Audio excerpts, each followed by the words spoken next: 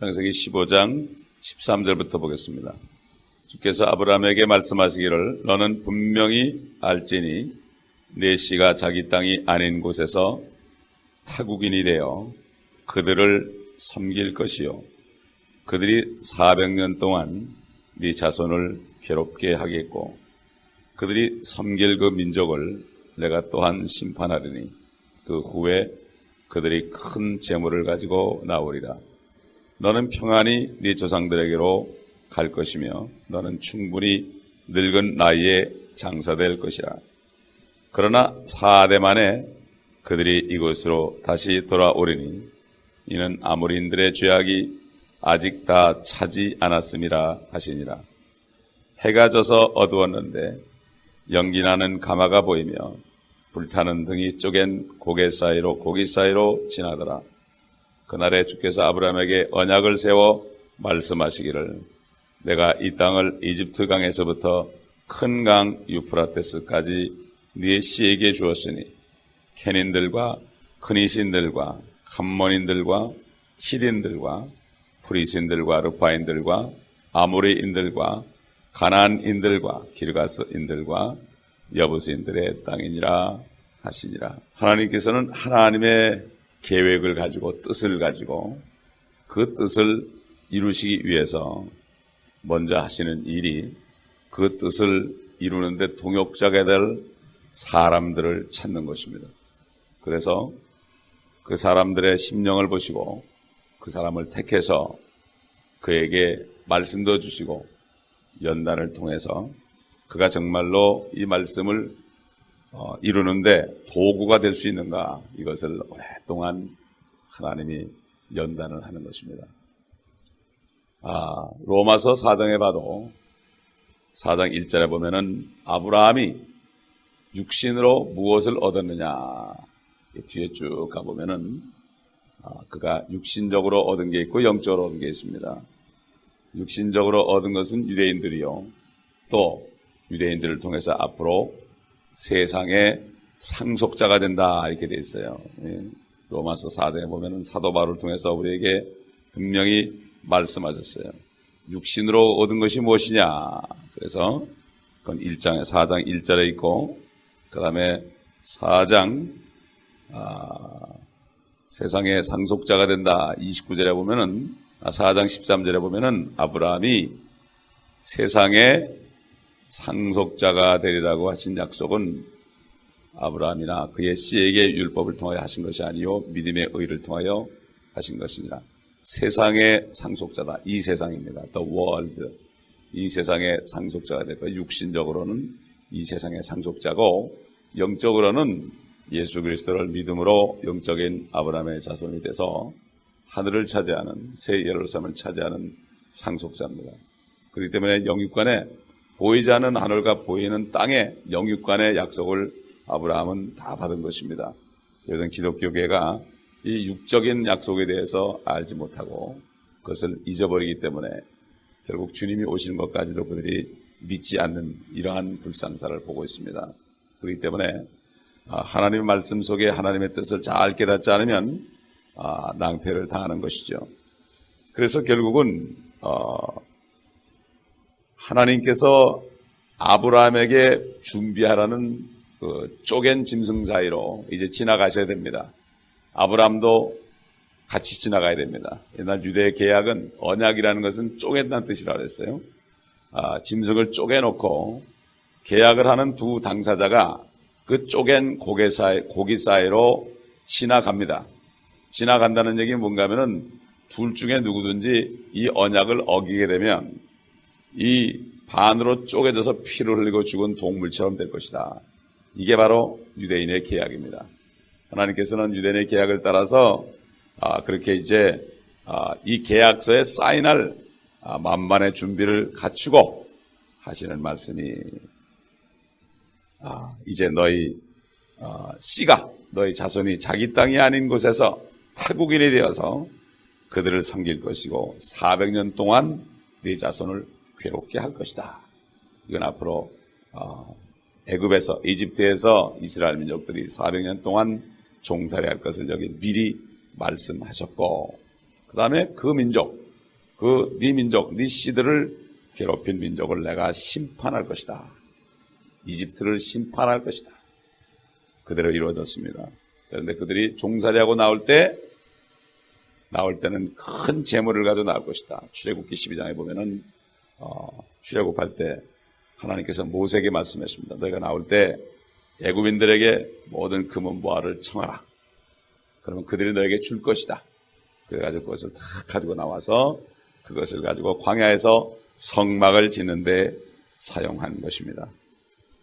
그리고 16절에 보게 되면 4대 만에 그들이 이곳으로 다시 돌아오려니 이는 아모리인들의 죄악이 아직 다 차지 않았습니다.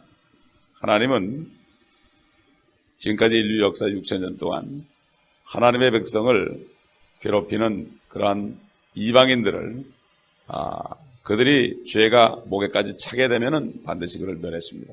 바벨론도 멸했고 또 메대와 페르시아도 멸했고 헬라도 멸했고 그리스 알렉산더의 경우 진짜 대제국 그리스도 멸했고 로마도 멸했고 앞으로 이제는 큰 바벨론이 될 로마 캐토릭도 지금은 굉장히 권세를 누리고 있지만 그게 다 차게 되면은 큰 바벨론이 무너지는 역사를 우리가 휴거된 다음에 하늘에서 우리는 보게 될 것입니다. 인류 역사는 이방인들, 하나님을 알지 못하는 사람들이 하나님의 사람들을 괴롭힐 때 마지막에 가서 하나님이 그들이 찼을 때 결국은 멸망시키는 역사입니다. 그래서 로마서 11장에 보게 되면 사도 바울이 너희가 알지 못하는 것을 원치 아니하노니 이방인의 때가 찰 때까지 이방인의 충만함이 찰 때까지는 이스라엘의 덜어는 완악하게 될 것이다. 이게 뭔가 하면은 마찬가지로 지금 유대인들이 고통을 받고 있고 유대인들이 은혜를 받지 못하고 있지만 이방인들이 이제 계속해서 충만하게 될 때 숫자적으로나 그들의 죄악이나 충만하게 될 때 다시 유대인들이 하나님의 은혜를 받을 때가 곧 옵니다. 이게 마지막 이제 이방인의 충만합니다. 가나안 땅에서도 아모리인들이 죄가 충만하게 될 때에 결국은 다시 가나안 땅으로 돌아오게 된다고 해서 그러니까 한 4대 정도 지나면 한 200여 년 정도 지나면 이제 하나님께서 아모리인들의 죄악이 다 찰 거니까 그럼 그들을 멸망시키고 너희들을 다시 이 땅을 주겠다. 참 하나님의 참 뜻은 오묘합니다. 이렇게 말씀하신 다음에 쪼갠 고개 사이로 지나갔습니다. 왜 그런가 하면 이 말씀을 하지 않으면 아브라함의 자손들이 낙심하기 때문에 미리 알려준 거예요. 미리 알려준 겁니다. 마찬가지로 우리도 말씀을 통해서 우리에게 앞으로 당할 일들을 가르쳐 주십니다. 성령께서 뭐라고 했습니까? 모든 진리로 인도하시고 너희에게 일어날 일들을 가르쳐 주실 것이라 그렇게 말씀하셨고 또 우리가 시험을 당할 때도 피할 길을 줘가지고 능히 피하게 하신다고 했고 하나님의 말씀은 우리에게 미리 모든 것을 말씀해 주기 때문에 우리가 말씀을 읽고 나에게 주신 말씀을 읽고 묵상하며 마음에 간직하면 어떤 일이 닥쳐도 절대로 낙심하지 않는 것입니다. 그런데 하나님께서는 이런 계획을 세우셨죠. 결국은 아모리인의 죄악이 아직 관영하지 않았기 때문에 그들이 찰 때까지 4대 정도 되면은 한 200여 년 됩니다. 그래서 모세 이르기까지 4대까지 가야 되는데 그때까지 이제 하나님께서 일을 이루기 위해서 하나님은 또 한 사람을 택하는 것을 봅니다.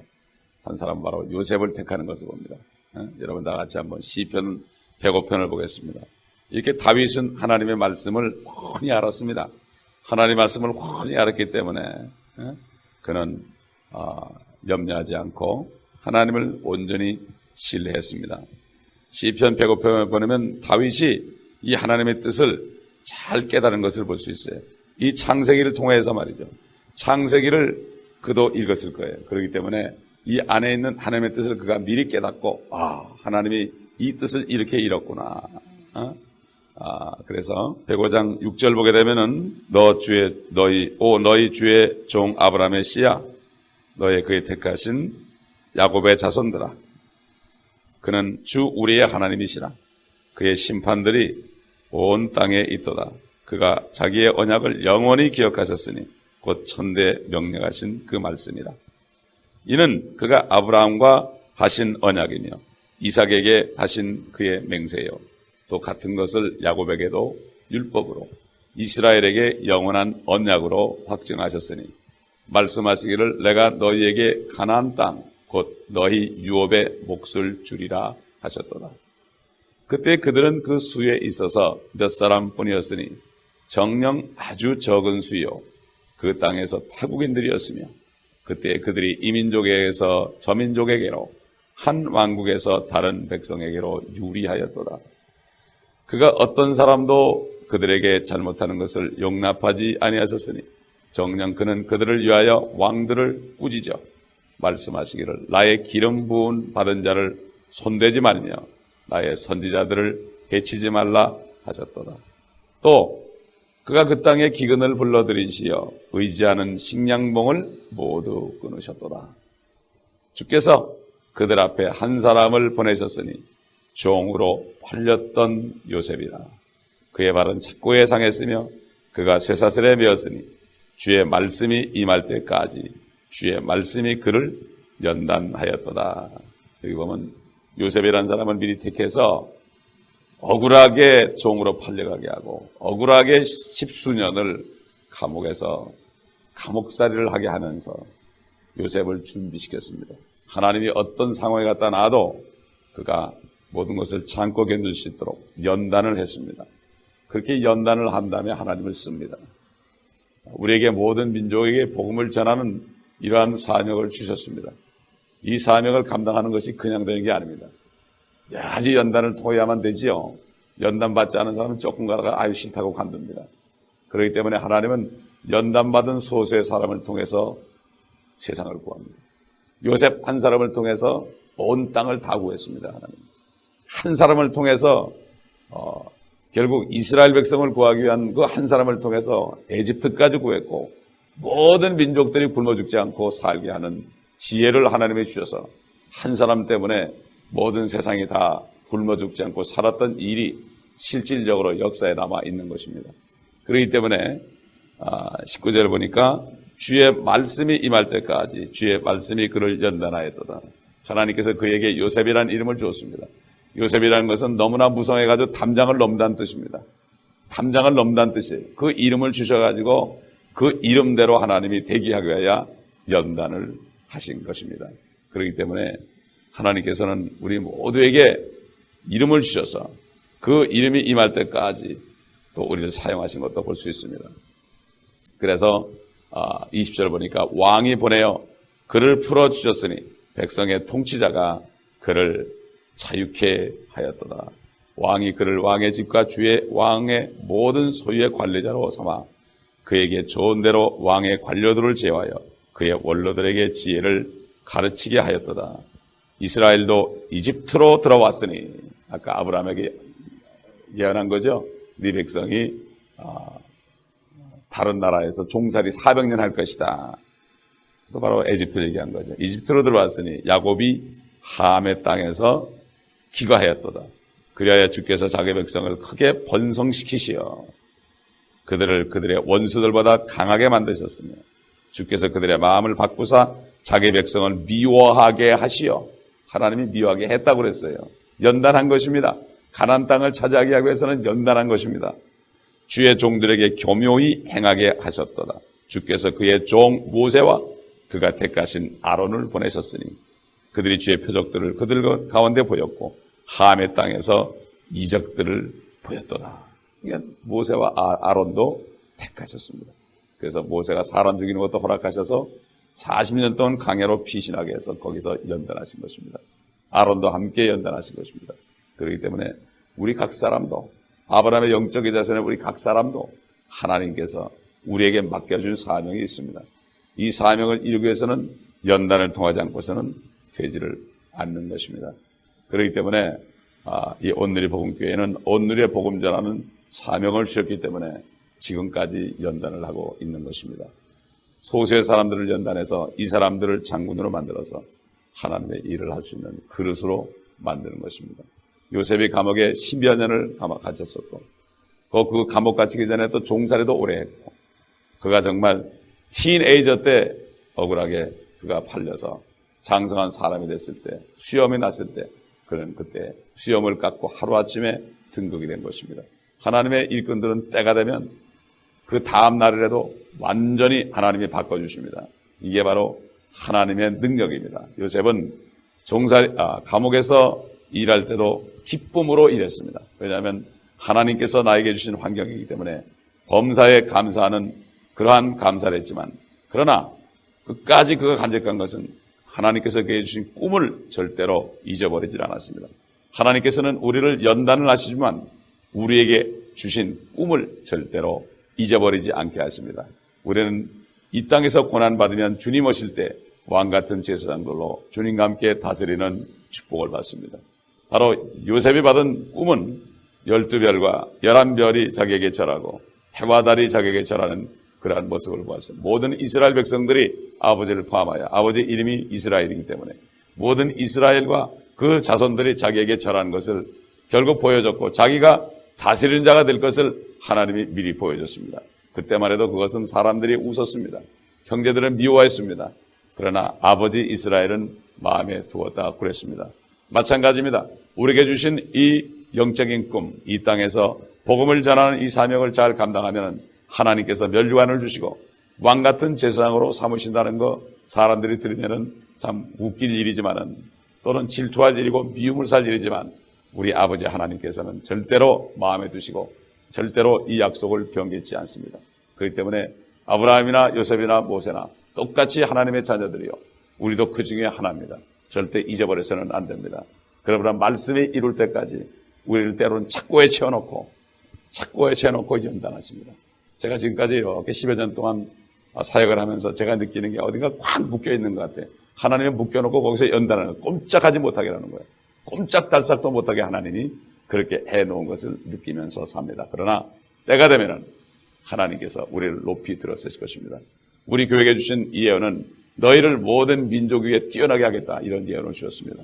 그렇기 때문에 기다리는 자들에게 이런 예언을 주고, 그때가 되면은 수많은 사람들이 이 교회에 몰려와서 하나님의 말씀을 배울 것이라고 했습니다. 그렇기 때문에 나는 이 꿈을 절대 잊어버리지 않고, 때가 되면은 하나님께서 영광을 받으시고, 모든 것이 하나님의 영광을 위해 하는 거죠. 하나님께서 받으시는 거지 우리가 아닙니다. 우리는 다만 쓰임받는 도구에 불과합니다. 우리는 쓰임받음으로 하나님께 영광을 돌려야 될 것입니다. 마찬가지입니다. 이제 곧 주님 오시게 되면은 이 가나안 땅은 아브라함이 약속한 것처럼 모든 땅이 30만 평방마일에 이르는 팔레스타인 땅, 영국의 2.5배가 되는 그 땅이 우리가 보는 눈앞에서 이스라엘 땅이 될 것입니다. 아마 우리가 하늘에 올라가 있을 때 그것을 볼 것이고, 그리고 주님이 재림하실 때 우리가 같이 내려와서 그 땅에 같이 주님과 함께 이룰 것입니다. 이것이 바로 우리가 가진 꿈입니다. 세상은 몰라주고 사람들은 욕할지라도 하나님 아버지께서는 분명히 말씀을 통해 약속했기 때문에 이 말씀대로 되어질 것입니다. 이 말씀 속에 우리가 깊이 구한다면 어떤 연단을 받아도 끝까지 참고 기다리는 사람에게 이러한 축복이 주어지는 것입니다. 구원은 은혜로 받지만 쓰임받는 것은 은혜로 된 것이다. 쓰임받는 것은 이것은 나의 노력과 행위와 인내로서 됩니다. 환난 가운데 참고 모든 하나님의 약속이 정말 실질한 것을 경험할 때 하나님의 영광을 보는 참 소망 속에서 살 수가 있는 것입니다. 기도하겠습니다. 감사합니다. 오늘도 아브라함에게 하신 약속을 통하여, 또 다윗이 깨달은 말씀을 통하여, 또 우리도 한 사람 한 사람을 하나님께서 부르시고 예수 그리스도를 믿을 때 의로 여기시고, 또 아버지의 뜻을 이 땅에 이루시기 위하여 아버지의 왕국이 이 땅에 임하시고 하늘에서 이룬 것처럼 이 땅에 이루시며, 모든 사람이 구원을 받고 진리의 지식에 이르기를 원하시는 아버지의 뜻을 이루시기 위하여 저희를 이곳에 불러주시고 온누리 복음교회에 지체들이 되게 하시고 온 누리의 복음을 증거하는 이 사역을 감당하는 이 일을 위하여 지금까지 연단하시고 또 우리를 사용하시길 원하신 아버지의 크신 뜻을 깨달았으니 감사합니다. 성령님께서 우리가 무릎을 꿇을 때마다 우리를 모든 진리로 인도하시고 우리 앞에 일어날 일들을 가르쳐 주옵소서. 우리가 항상 대비하고 기도함으로 마귀를 대적하고 항상 하나님의 뜻이 무엇인지 분별하여 이 주님의 뜻을 이루는 것으로 기쁨을 삼는 저희가 되게 하여 주시옵소서. 예수 그리스도의 이름으로